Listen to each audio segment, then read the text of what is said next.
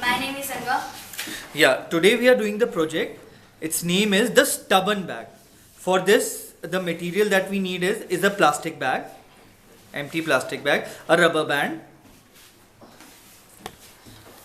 an empty plastic bottle, and cap of the plastic bottle where where you can make two holes, and in both the holes insert two pipes like this, the way it's shown in here. So you insert two pipes in that. Okay. Make sure that those pipes are inserted and are very tight so that they don't come out. First step is to tie the plastic bag to one of the pipes. So put the pipe inside the plastic bag, wrap the pipe around, and then use the rubber band to tie it. Make sure that there is minimum air that goes inside the plastic bag. Tie it tightly. Yeah. Now insert the plastic bag and this side of the straw in the empty bottle. The way it's shown.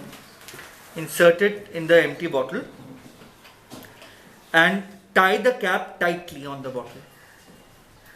Yeah. Now try to blow air in the pipe. Try to blow air in the pipe and inflate the packet, and the other pipe, put the thumb on the other pipe and try blowing air. You can see that you're putting so much effort, but still you're not able to blow the bag inside there because there is no air pressure which is there in the bag, in the bottle. Now try blowing the air by leaving the other end, the pipe, the end of the other pipe open.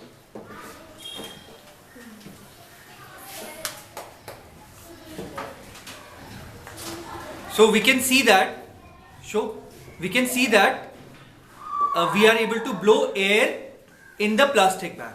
So it is because of the air pressure which has been created when we leave the end of the other pipe open. If we close the end of the other pipe, we may try as much as we can, but we won't be able to blow the air in the plastic bag. So this is an experiment on air pressure. Thank you very much.